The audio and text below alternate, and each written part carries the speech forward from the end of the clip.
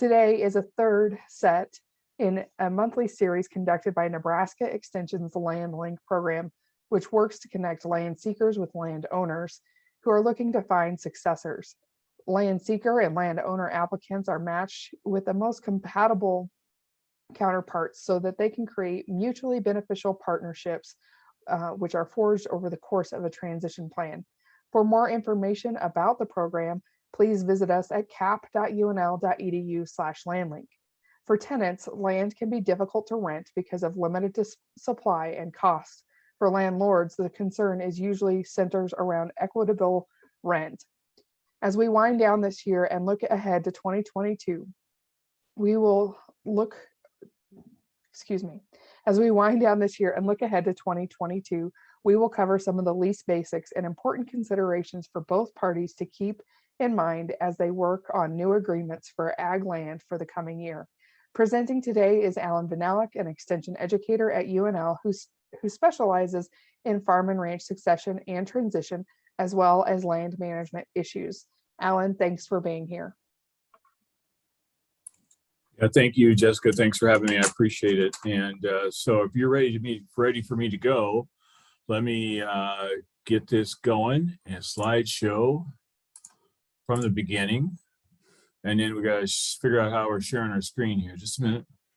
Hang on. That's not what I wanted to do. Let's do this first. Share a screen right here. Share. Now we'll go from the beginning. How's that? Is this slides up good, Jessica? Are we looking good? Yep, that looks good. And just as a reminder, if you have any questions for Allan throughout the webinar today, if you want to drop those in the chat or the Q&A feature, we'll ask those throughout today's webinar. Go ahead, Al. Thank you, Jessica. Thanks for being invited, and I'm pleased to give this talk. And please understand, this is kind of an ag leasing 101 talk, assuming we have land seekers that haven't had as much experience with agriculture and leasing and that sort of thing, and know about the various forms. So I'm also going to talk about the different forms or different ways we can lease land.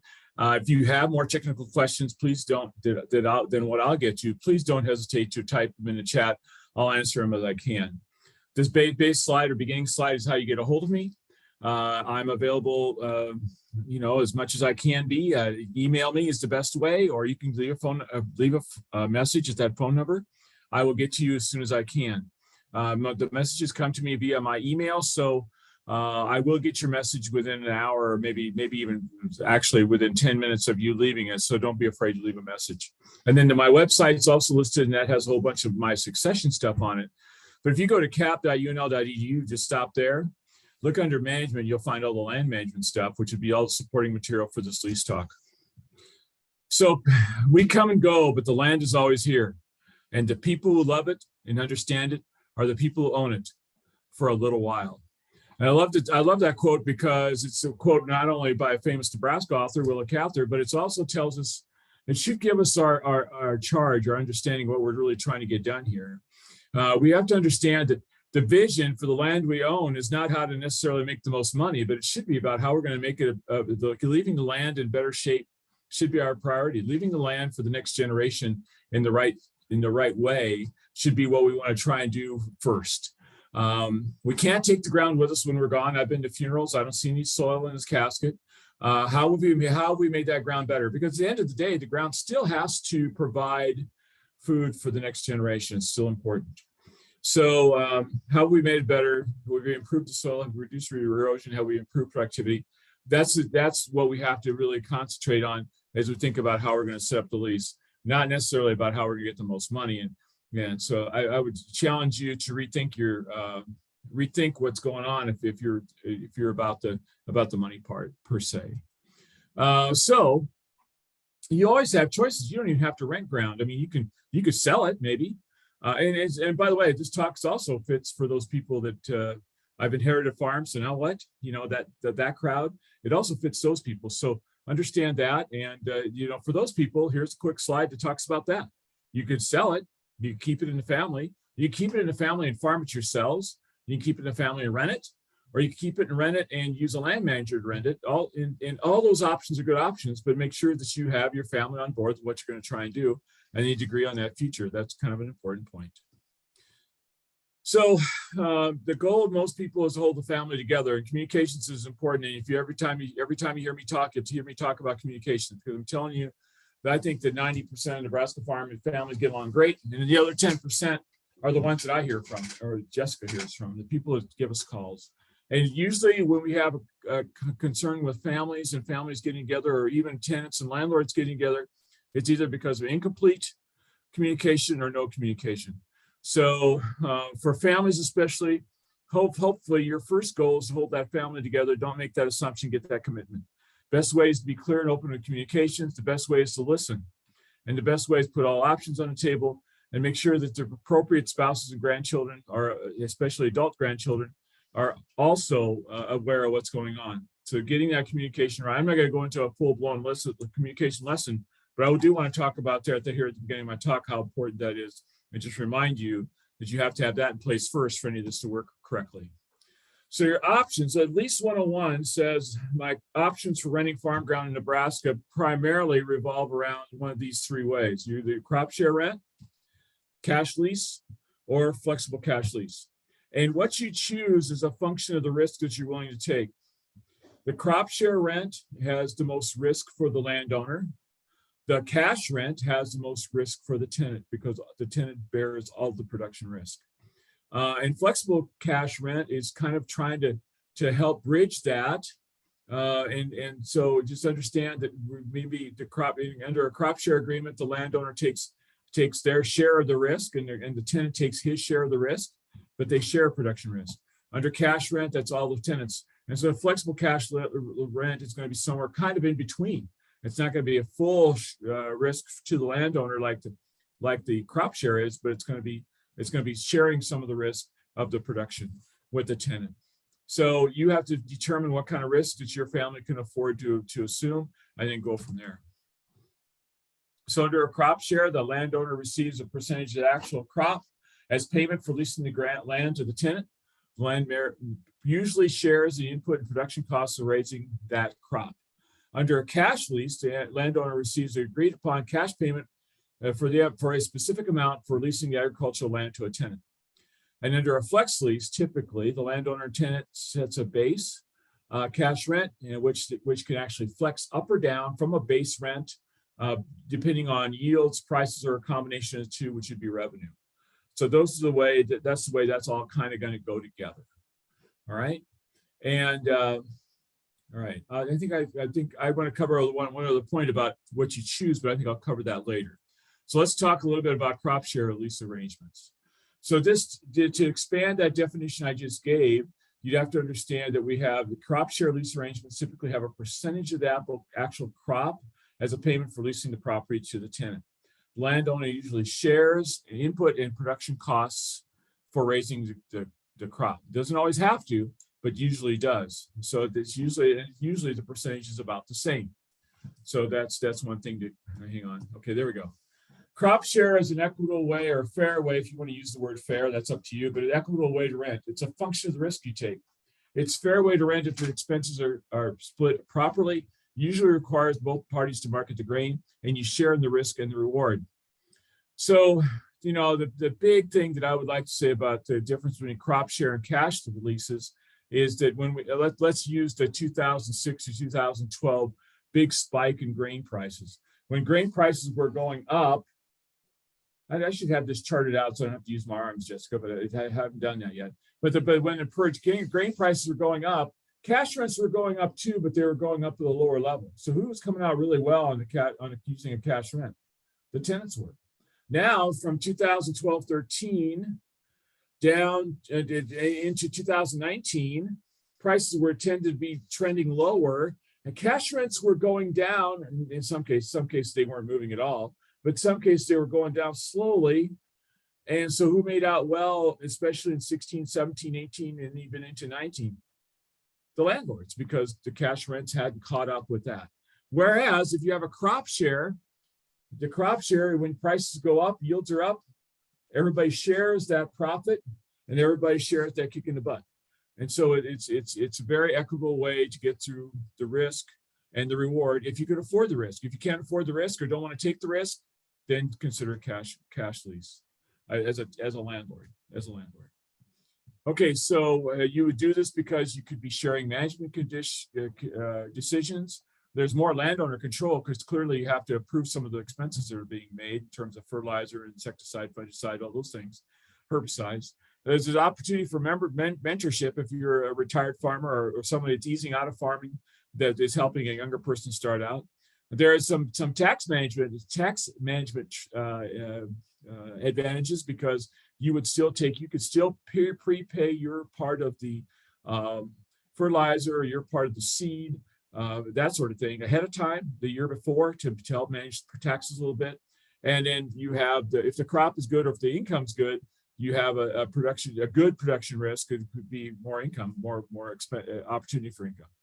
Landlords, one of the reasons cash rents kind of started to be not as popular is because the landlords don't like to pay expenses. They don't like to market their share of the crop. Because if they're like me, I don't ever get my crop marketed on about the right time. I don't listen to Jessica well enough, and because she teaches the marketing. And then if your crop is bad, or if you have a bad income year or a bad price year, then you share that you have that production risk that could be negative too.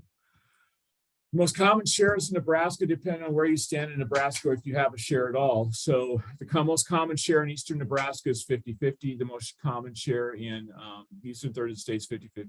The most common share for irrigated ground is 50-50. The most common share for the southeast corner, like Gage County, Jefferson County, maybe even southern Saline County, on into over towards Hebron that way, is going to be maybe 40-60, especially across the south border, going across the bottom part of the state into the southwest corner. That's more 40-60. But then when you get to the panhandle, the more common rent is 33-67 or 1/3, 2/3. And maybe even some 30-70 share rents, depending on the situation. So it depends on where you're at in the state as to what share that you do. And that depends on the crop and the neighborhood. Each neighborhood tends to work a little bit differently, and how you're going to share the expenses. It's getting to be an old study that Jim did. Our coworker Jim Jansen did this study here several years ago, but it kind of shows that if you go into the northeast corner of the state, we're at 67% cash leases. If you go to the northwest part of the state, which is the panhandle, it's at 25% cash leases and 65% crop share. So that kind of demonstrates what I was trying to just talk about, that it does change from east to west as you go across the state. I don't know that you can, this will be recorded, and I think the slides will be available. I'll have to send the slides to somebody, and you can look at that later, more detail. But I did want to point out that there is proof to what I just got done saying about where we pay rent, where and what kind it is. But cash leases are king in eastern part of the state primarily. So one simple modification for 22, we're trying to give some 22 tips in here too. One modification of a traditional crop share is to not pay production expenses as a landowner, and you just expect a smaller percentage of the crop. 30-70 or 25-75 or 20-80, those kind of percentages. That require, I'm not going to make a recommendation there. That requires some pencil pushing to figure out what you want to do there. But you just wouldn't pay expenses. You still get a percentage of the crop, but it'd be a smaller share. You wouldn't pay for herbicide or seed or those kind of things, fertilizers. Cash leasing now. Cash leasing is a negotiated price to rent the ground for 12 months. The function of risk and the reward kick in the rear always goes to the tenant, because the tenant's assuming all production risks. When the prices are dropping, the landlord does better. When the prices are rising, the tenant will usually do better, because like I said before, the cash rent can't keep up with what's happening with the actual marketplace. And again, the tenant assumes all production risk. And so the landlord, all he has to do is say, is the check good? And if the check's good, then the tenants are assuming the rest of the risk. There's no other risk for the landlord per se.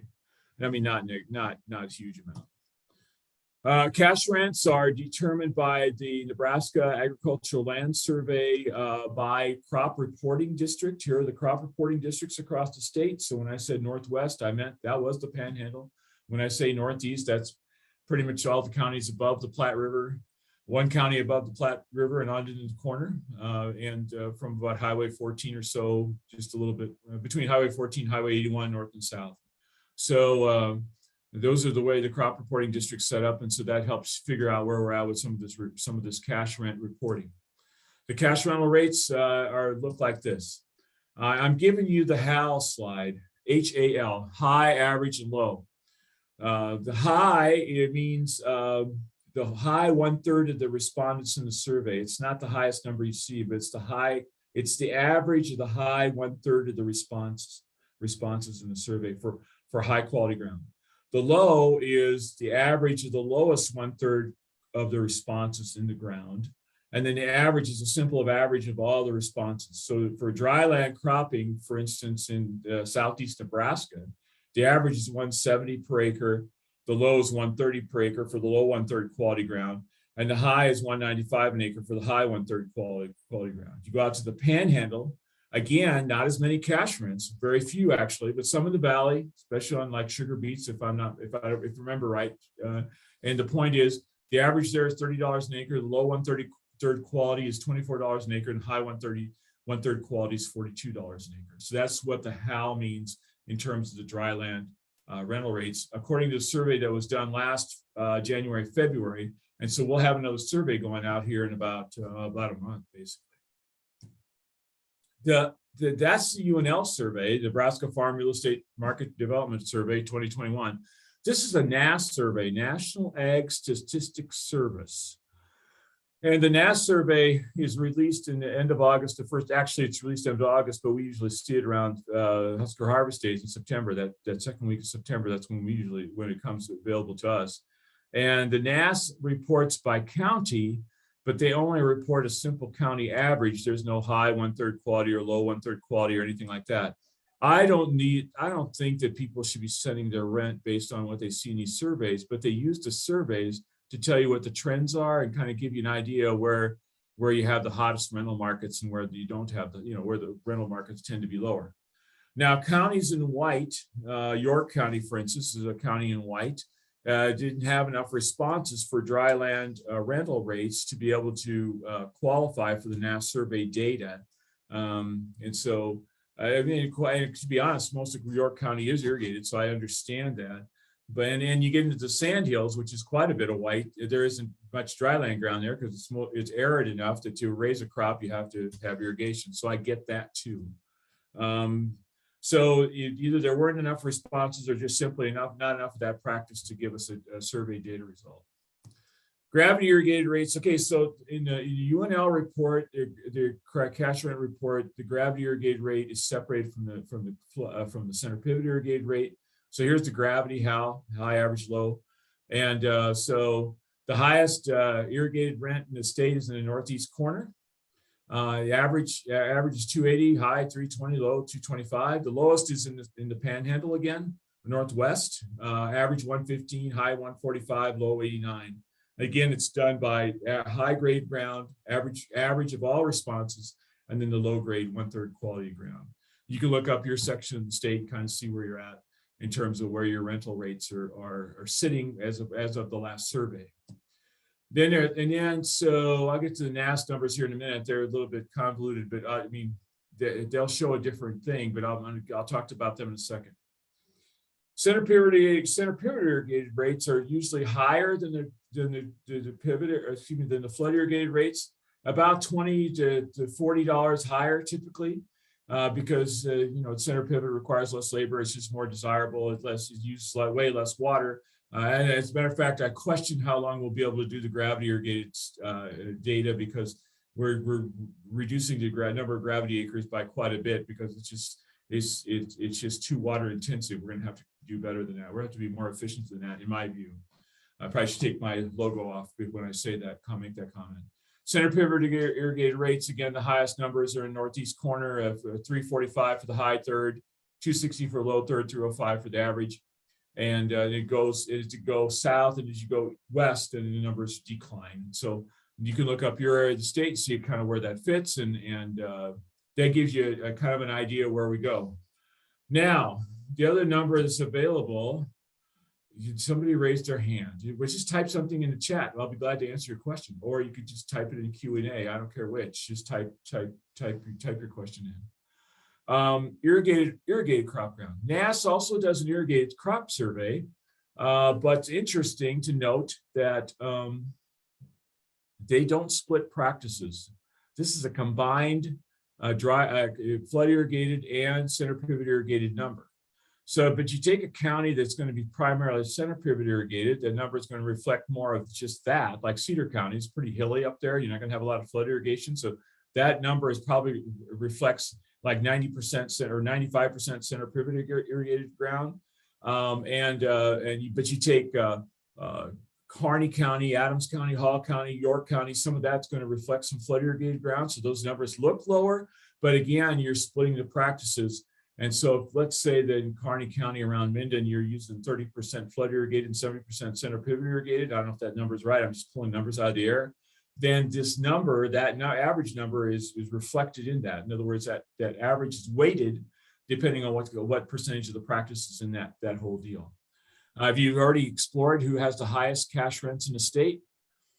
And oddly enough, it's been Cedar, Dixon, and not Knox so much. Cedar, Dixon have usually had claim to that.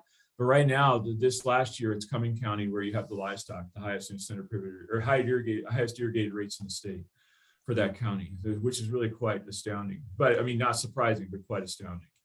Do I have questions I should answer?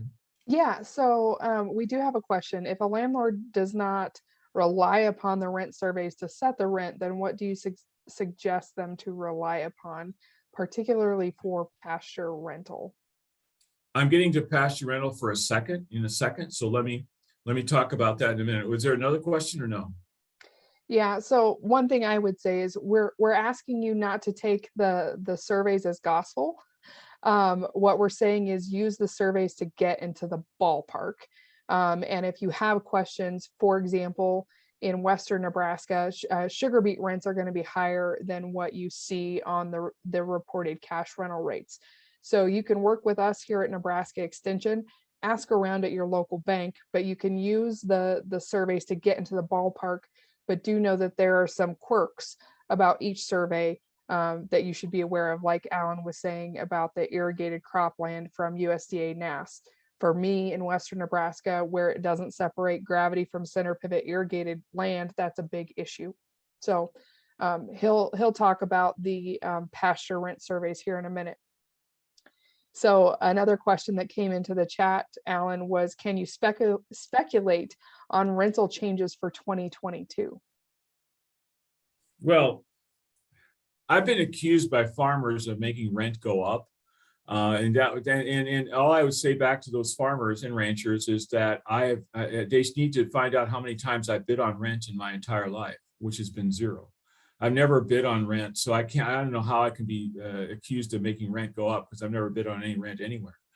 But I think that no, and the other non-answer is that rent will go to wherever the seller is willing to, whatever the buyer is willing to pay, and whenever the seller is willing to sell. And so it'll always find its own thing. I think that, however, going into 22, we have to be a little careful. The natural assumption is going to go up another 5 or 10%. However, I don't know that I necessarily think that's a great idea because all the farmer expenses for raising, I'm going to talk about crop ground for a second. All the expenses for raising crop ground are going to basically double.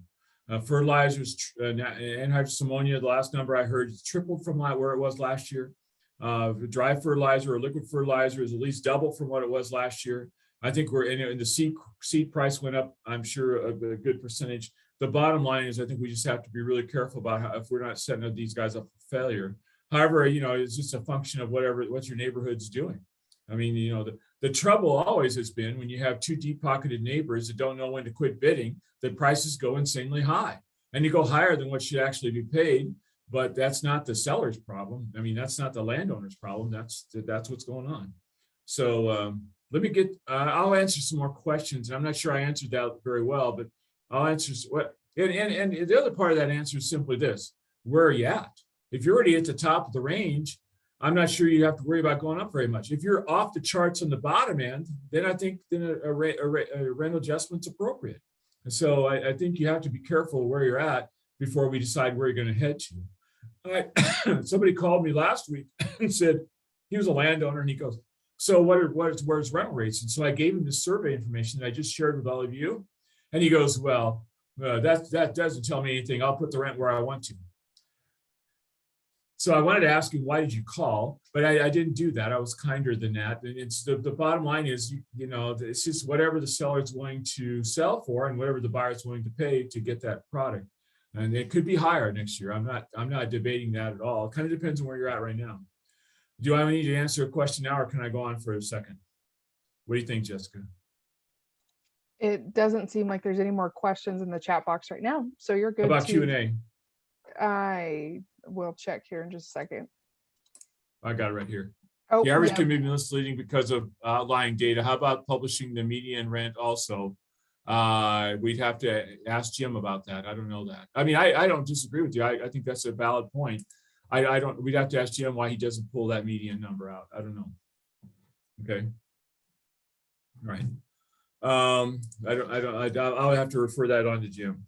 Okay, now, because Jim Jansen does the survey. Pasture rent. Here's kind of where we're at with the per acre pasture charge. Now, I will have to say this right now, that I think that if you drew a hang on, I'm trying to figure out how to turn this on. I've always kind of wanted to do this and I've never got it done. If you drew a line on Highway 81, which goes through Grand Island, right here through the middle part of the state, okay? It's more right down, okay, if you drew a line from Highway 81 as it comes, Highway 14 as it comes down through Neely, and then you had to draw it over towards 81 as it goes through Grand Island, 281 as it goes through, not 81, 281 as it goes through Grand Island, and then you put it down to Hebron. Everything west of that line is more cow-calf pair rates. Everything east of that line is more crop share. Just know that. Or excuse me, per acre on pastures. Per acres on pastures is the east, more per cow-calf pair on the west end of the state, west 2/3 of the state. Here's the per acre rental rate. So I think that the three eastern districts are more appropriate here: northeast, east, southeast. So pastures are renting for significantly higher than what they have been, $50 an acre. In southeast Nebraska, $50 an acre is the average, 42 for the low, 60 for the high.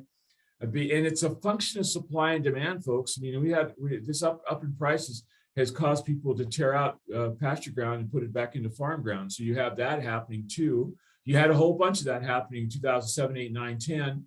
And so that ground hasn't gone necessarily back to pasture. It's staying as production farm ground, corn ground. And so you have this shortage of pasture acres for the cattle we're trying to raise. And so I think that's driving some of the demand that's making pasture more expensive. You can look at your region of the state, kind of see where we're at. Again, I'm going to make the big point of saying eastern Nebraska by the acre, western Nebraska by the cow-calf pair. Here's that per acre by NAS, National Ag Statistics Service. Again, where you have no numbers reported, they just don't have enough of that practice, or they didn't get enough reports for that practice to be able to complete the survey. In Hamilton County, I don't think you probably have enough pasture ground to even, you may not even have enough pasture ground to get a good number on that survey. I don't know why Kearney and Franklin doesn't have any reports in. They just didn't get enough data in to report. And so that's the per acre according to NAS, and the number is pretty well matched with the previous slide set, I think within just a few dollars, maybe within $5. Here's cow-calf pair rates. And again, this would be for the south, central, and north onto the west. And so the per pair, this is per pair per month, okay? So let's take the east number average, $55 a pair. I'll just use that for easy figuring. $55 a pair. A pasture rent is typically a 5-month rental season in Nebraska, 5 months, May through October or June through November. May 1st to October 1st to June 1st to November 1st. That's typically the 5 months you use, or some combination thereof, about 5 months. And it's $55 a pair times 5 months would be $270 per cow-calf pair for the season, okay? Some people like to convert this into seasonal rates or, per pair rates for the season. That's $270 about, actually $271 or something like that. But you can do that across the state as you want to. Again, yeah. So there's you look up your pair rate for your part of the state, and I think that's what I would show there. That's the comment I would have to make about that. Again, it's a function of supply and demand. There isn't much supply in eastern Nebraska, and there's still plenty of demand. Okay. Okay. Now, what other questions do we have about the rental rates? Okay, so if I don't want to use a survey and I just want to figure out what I should be charging, I guess I'd probably still look at, if I was working on the pasture part of it, I'd still probably look at this. And I want to be in that $250 to $300 a pair per grazing season as kind of a nice number to start with. That works out to be about, for 150 days, that works out to be about $1.25 or something like that a day, $1.50 a day. And so I think that makes sense. I think that kind of a number is probably where we want to be if you want to kind of try and figure that out. For crop ground, an easy way to get you, I'm not saying this has to be the rent. I'm just saying this gets you in the ballpark, okay? Easy way to get yourself in the ballpark is to take your average production history, APH, average production history, times about 30%. So a 200 bushel corn yield times $5 a bushel is $1,000, and times 30% is $300 an acre. That gets you started, at least start the conversation. You kind of go from there. So that's a quick and down and dirty. So do I have other questions I better answer? Yeah, so one of the questions is, can you talk about lease dates, a time to give notice, etc., and the difference between row crop and pasture dates? Okay, yes, that's coming up. That's later. Okay, I got that coming. Okay, the third way to rent is with flexible cash leasing.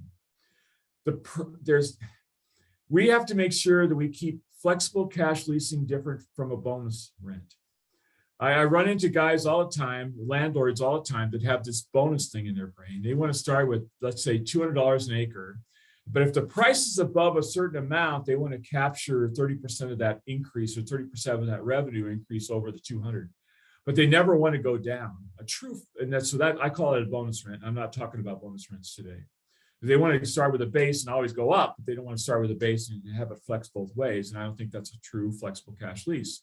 The correct flexible cash lease starts with a base rent, and you flex up to a limit that the tenant would be willing to pay, maximum, and you flex down to a limit that the minimum the landlord would accept.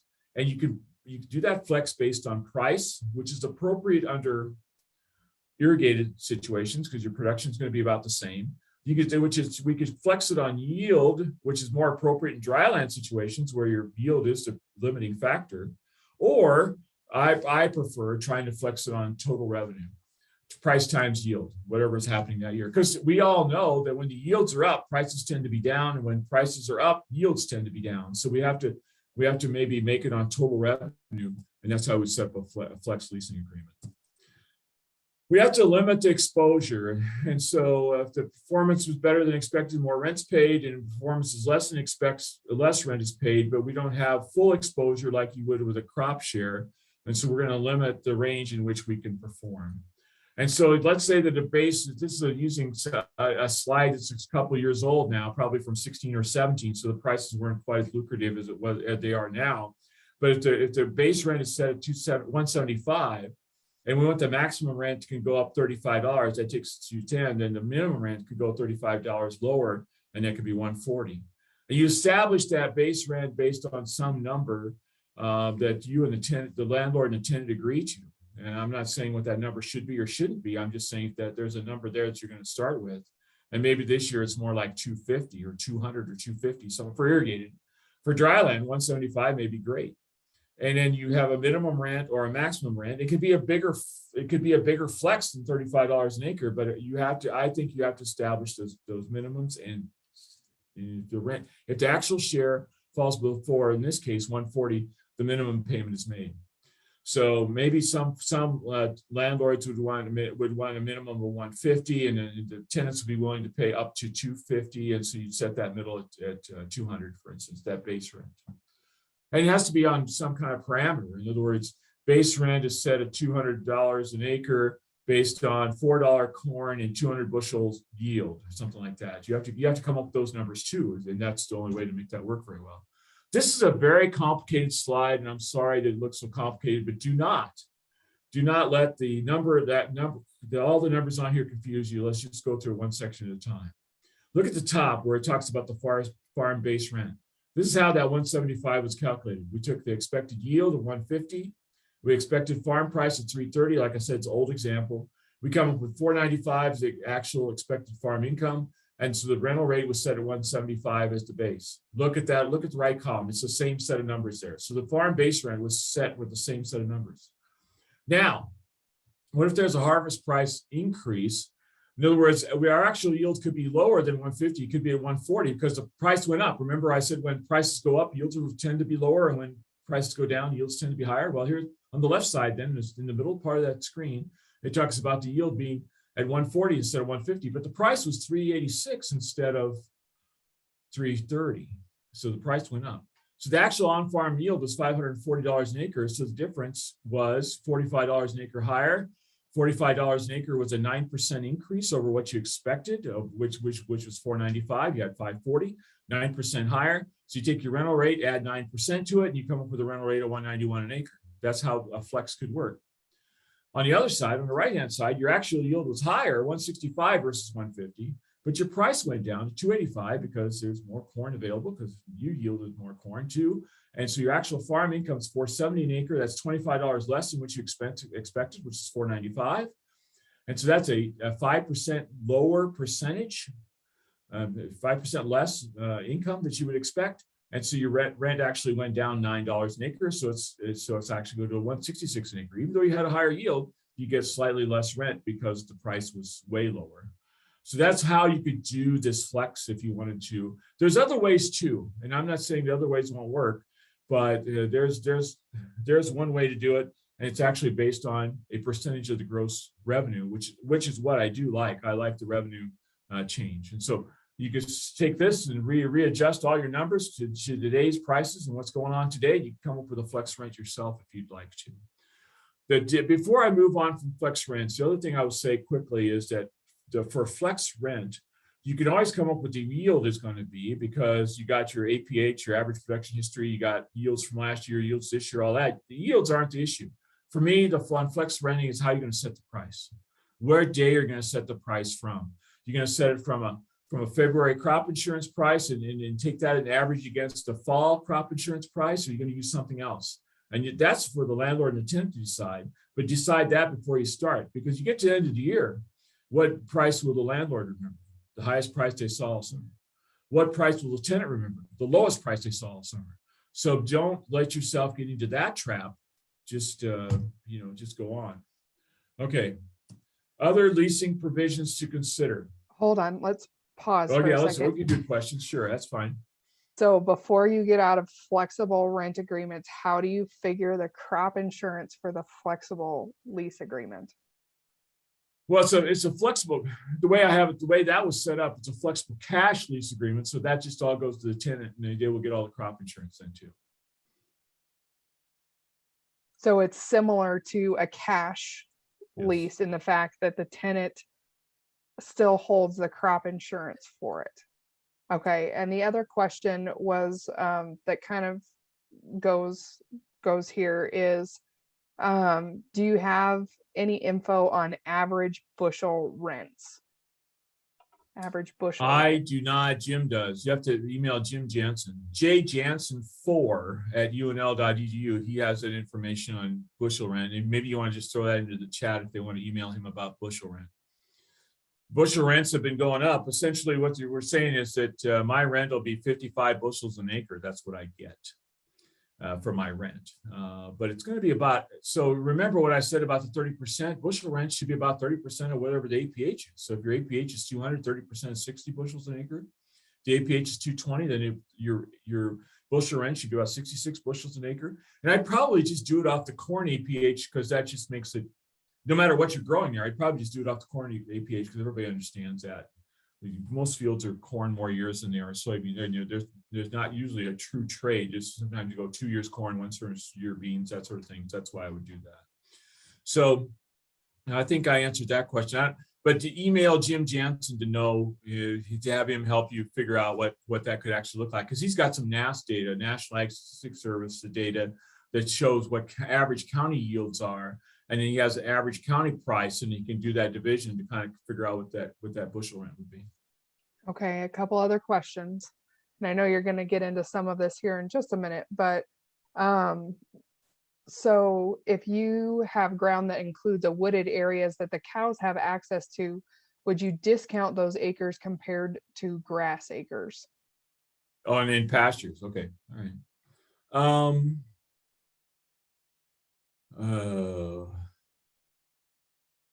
Yeah, I mean, depends on who you're working with. I mean, I rent to my brother. The farm ground I own, I rent to my brother. So do I charge him for acres that really are not that productive? No, probably not. Or if I charge him, I'll charge him enough to cover my taxes and not worry about having anything else. You know, you've got a couple of ways you can go on that. It depends on how you feel about it. If you feel like your rent's, and on the other hand, if you feel like your rent's economical enough the way it is, you can charge him for all the acres and worry about whether they got woods on them or not. I mean, that's going to be kind of a case by case situation, what it's about and what the landlord and tenant agree to rather than what I think. Listen, for a lot of these answers, I don't have a textbook or research study. All I have is 43 years in working with people from the university, you know, working with farmers and ranchers, 2 states. Go ahead. Anything else? So can you give some example of crop share or cash rents, how crop share or cash rents should change given the extreme inputs that we have to deal with? And I will say, as a Western Nebraska crop share person, the crop share will basically automatically adjust with the input and cost, and then with whatever market price tends to do over the season. So the crop share will automatically take into account that piece. Allan said, you know, in the Panhandle, we're close to 1/3 and 2/3 for most of our crops. One piece you could negotiate on that is giving the landlord more or less, depending on which side of the equation you're on. So negotiating those percentages, and we are seeing some movement more towards 40/60 in our area. Again, 1/3, 2/3 is the standard, but again, you can manipulate. The only way you can really manipulate that crop share is adjusting that percentage based on what inputs are being paid for by each party.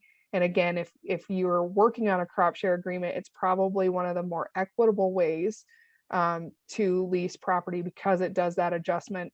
And if you need assistance with that, either Allan, Jim, or myself would be happy to talk you through how to set up that share agreement based on the specifics of your area and then what expenses are going.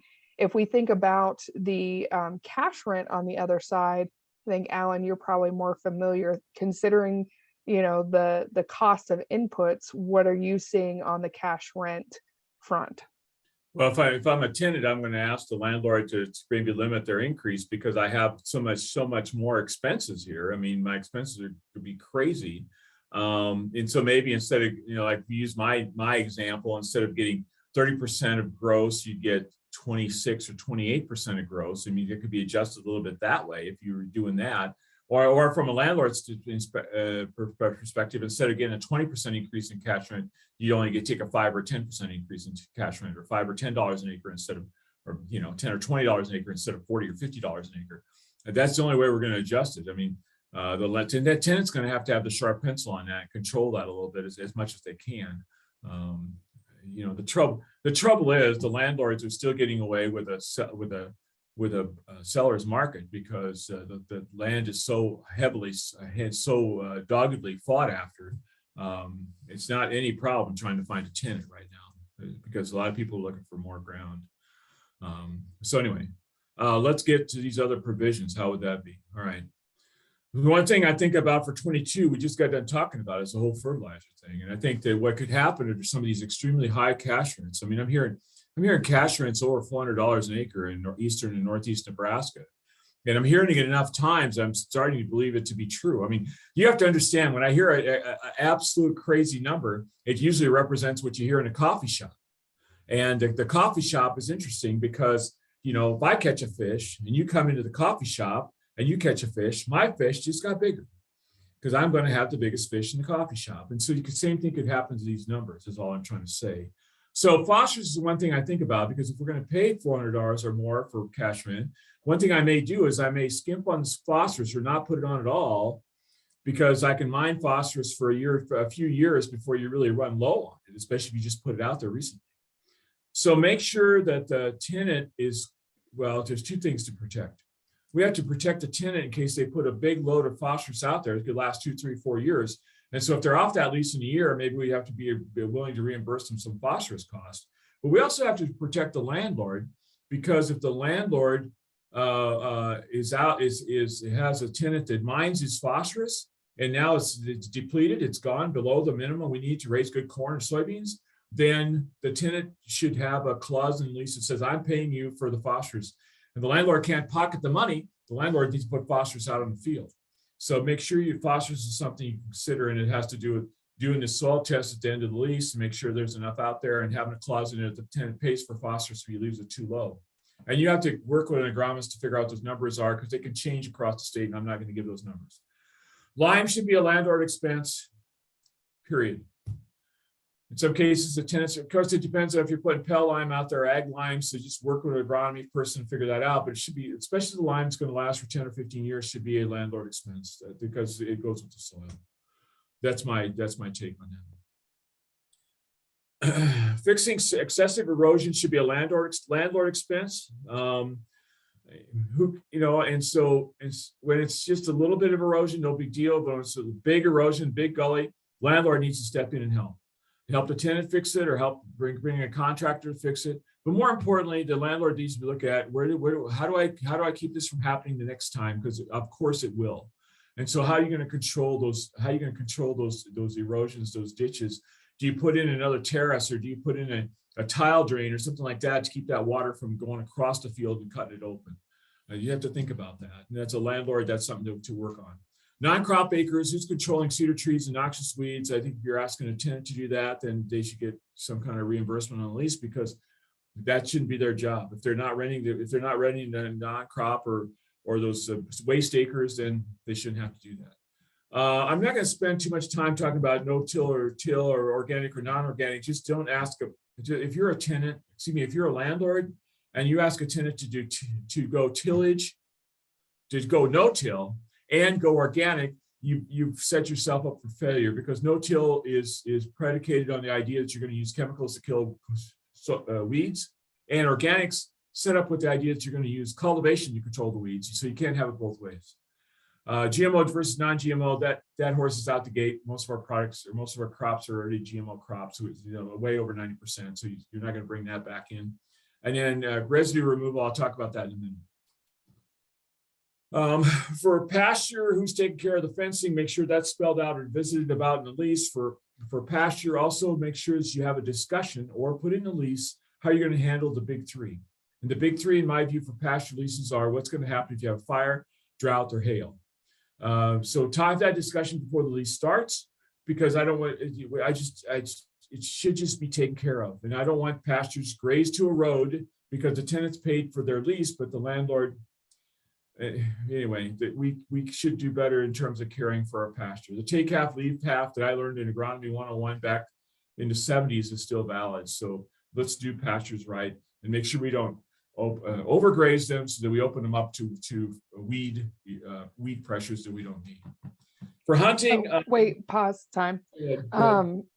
Will you repeat what you said about cedar tree responsibilities? It's in my coworker Jim would say the cedar for controlling cedar trees, that it's always the other party. That's what Jim would always say. But the bottom line is, if it's pastures, whoever rent, okay, no. The bottom line is cedar trees belong to the landlords. Period. If the tenant's taking care of it, then I think the landlord should give that tenant credit for taking care of them somehow, whatever that looks like. But the cedar trees are the landlords. Now, my view, noxious weeds, thistles, that sort of thing, eastern Nebraska, that should be handled by the tenant if they're renting the pasture. Cedar trees always belong to the landlord. Unless the tenant's handling it for him, then the landlord should give that tenant a break. Okay? I know that when I had pasture, if my tenant would take care of the cedar trees and take care of the fencing, I charged him about half rent, because that was worth so much to me. I didn't have to go down there and try and fence, and I didn't have to go down there and try and cut cedar trees all the time. That's worth a lot. That with anything else right now that I have to hit quick? Okay, We'll hunting save rights. this last one for the end. Okay, got it. Hunting rights. Hunting rights for crop ground, if it's not spelled out, if it's not taken care of, especially with cash leases, hunting rights go to the tenant unless it's withheld by the landlord. For share leases, then that discussion has to happen. Who's going to have the hunting rights, or if they're going to be shared, or what that looks like. For pastures, because you're talking about a typical pasture lease being 5 months, the pasture lease is over before hunting season starts. You know, May 1st, October 1st, or June 1st, and November 1st. That's done before you have deer hunting starting. So the pasture leases are for pasture. Hunting leases for pasture always go to the landlord. They always stay with the landlord. I'm running out of time, so I can't explain that further. But if you have questions, make sure you let me know. Corn stalks. Grazing is great. And don't worry about somebody grazes them. That's just awesome. Okay. However, if you're harvesting them as bedding and rolling them up in big round bales and taking them all off of there, then understand that removing all that material is interesting, because it takes away a lot of organic matter, takes away a lot of phosphorus. And you could do that once in a while, but only do that every 4, 6, 8 years. Don't do that every year you have corn in a field. It just gets to be too hard on it in terms of organic matter and phosphorus. That's what I would say about that. And if you're going, if a tenant wants to, if a tenant has a cash rent and he wants to remove the corn stalks, he can, unless you make other provisions before that release starts. Okay, I'm talking Eastern Nebraska. Grazing. I won't worry about what rent is, but if you have to charge, I think you need to charge rent. It's like 10 or 15 bucks an acre. It's not a very big number. Manure application, how often, and limits on application based on phosphorus levels. Make sure that manure is a good thing. Take manure. It has phosphorus in it. That's what you want. It has nitrogen too, but especially phosphorus. You want manure, but just don't get manure every year probably, because you don't want your phosphorus level to go too high. That's all I would say about that. But every 2, 3, 5 years, manure is a great product. And it helps your organic matter too. Tenant has to communicate with the landlord. Even with cash leases, make sure the landlord's being communicated what's going on out there, especially if you have situations like on the right-hand side of the screen where you have hail damage. And oddly enough, the field in the lower right-hand corner may come back better than the other one, because that corn isn't tall enough to have the growing point out of the ground yet. So that corn may come out really, really nice. And make sure you talk about weed or disease, weed pressure, like we have in the slide in the middle bottom, or disease or insect pressure too. For landlords, you better be communicating how you want your weeds controlled, and how you want your erosion controlled, and what do you expect for non-crop acres. I already talked about that. And how do you want the management of the farmstead taken care of if they're using a farmstead. Just make sure you have those conversations before the lease starts. And for written leases are, in my mind, a must, which I've been teaching for 15 years now or more when I talk about land leasing. Make sure that you has all these things into a written lease, and we have to put soil sampling or something like that in there too. That'd be all good. I'm not going to take time to talk about that because I'm rapidly running out of time. But if we have a verbal or a handshake agreement, we have to get those. We should get those leases terminated, and we should get them switched over to a written lease. And the Nebraska Supreme Court ruled that for cropland acres, all leases start on March 1st and go through February 28th of next year. So to give a termination notice, you should write a certified letter, and you should make sure that the other party receives it by September 1st, not on September 1st, doesn't mail on September 1st, by September 1st. Get it done ahead of time, even for wheat and all that sort of thing. And so here it should be sent by certified mail. They have to be given at least a 6 months notice, and that would be to stop a verbal or handshake agreement. Okay. So just make sure you get that taken care of, and make sure you handle that. Now, for pasture acres, because if you're just running a 5-month lease, May 1st to October 1st, for instance, the lease ends. So is there a notice that has to be given?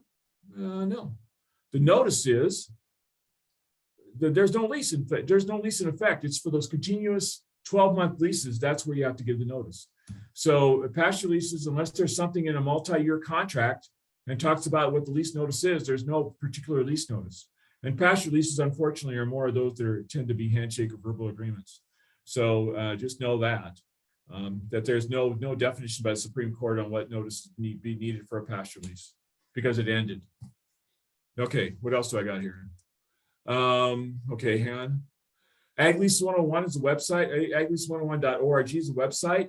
If you go to that website, it'll kind of look like this at the top of the page, and there's a document library there. That's what I circled. And if you go to that document library page, again at aglease101.org, on the right-hand side of this next page, you find all these fill-in-the-blank lease forms for cash leases, crop share leases, pasture leases, building leases, all that sort of thing. So you have lease forms there. Fill in the blank. You don't even have to use the whole form, but it gives you a great place to start from. And we recommend it for all 12 north central states, from Michigan down to Ohio, out to Kansas, and up to North Dakota. All these states in north central use these same forms.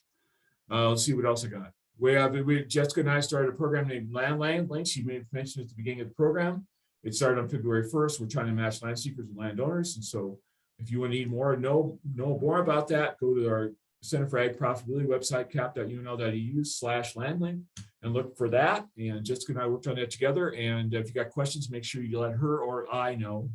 I guess I put myself on the screen, but you can. And if you want more information about what I've talked about, there's the land website, cap.unl.edu/land, and that's got all the land management information, including the latest survey information. The next survey will come out in the beginning of March, the second week of March, and again be confirmed in June. And then the NAS survey will come out in September, and Jim usually has updates on that website for all that information. I think that took me through that. Okay, let's finish up on questions then. Yeah, so just as a reminder, I put a couple of things in the chat. First, I put Jim Jansen's contact information if you have questions about the bushel rents. I also have put in, if you enjoyed today and you want to learn more, we are hosting land lease meetings across the state. I went ahead and put those out. I don't know how many locations Allan's going to travel to, but we're moving into 2022, and so you can see those as well. And then I also put the aglease101.org document library link directly in there. One of the questions was, there is no bidding process in my area. How do I find a tenant that will crop share? And I'm going to first put a plug in for the Land Link program. So the Land Link program has a database of potential new and beginning farmers. We might have one in your area that might be interested in crop sharing. The other place that we recommend is that you go and you talk to your local ag banker to see if they have anyone in their portfolio that might be interested. And the final place you can always look is if you have a land management company in your area. So they also might have tenants who are willing to enter a crop share arrangement. Allan, anybody else on that? Well, the unfortunate truth is, if you would go to your place of socialization in your town, whether it's a coffee shop, bar, or wherever, cafe, if you just put the word out by 10 o'clock in the morning, you probably have 3 offers for crop share by 5 o'clock in the afternoon, quite honestly, because the land is just that well sought out. Or just let one of the neighbors know that are around where the land is at. Say, hey, I want to do this on a crop share. I'm sure you don't have to work very hard to get people interested in doing a crop share. What other questions do we have? So there's a question about slide access. Yes, the recording of this presentation and the slides will be placed on our website, cap.unl.edu. That will be the place that you can find those. And then again, reminder that the pasture rates, there's a per acre pasture rate, and there is a cow-calf pair per month that is reported through the Nebraska Farm Real Estate Survey. So again, those are some of the slides that Allan showed earlier when we were talking about that grazing season rather than a per acre season. So again, if you have questions about those, you can reach out to us here at the Center for Ag Profitability. I am not seeing any additional questions. I will give you a kind of final. There's something under Q&A. Great presentation, great refresher. Okay. Thanks, but for the per acre rates, were those by month or those are by month? By per pair per month. You just said that. Yep. Okay. I'm trying to see if there's anything else. Again,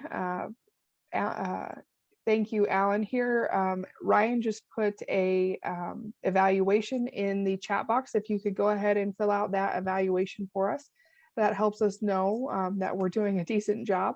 So we want to thank everyone for joining us today. A recording of this webinar will be posted again online at cap.unl.edu, where you can register for other upcoming webinars. Today marks our final webinar for the year, so that we hope that you have a great holiday season and that you will join us again when the series resumes on January 6th with a session on tax considerations and finding a trusted tax advisor. Please click on the link in the chat box to take a brief 3-question survey to provide us feedback on today's webinar and inform us about upcoming sessions. Thank you again for joining us. Thanks for listening in, everybody. Great questions. Great session.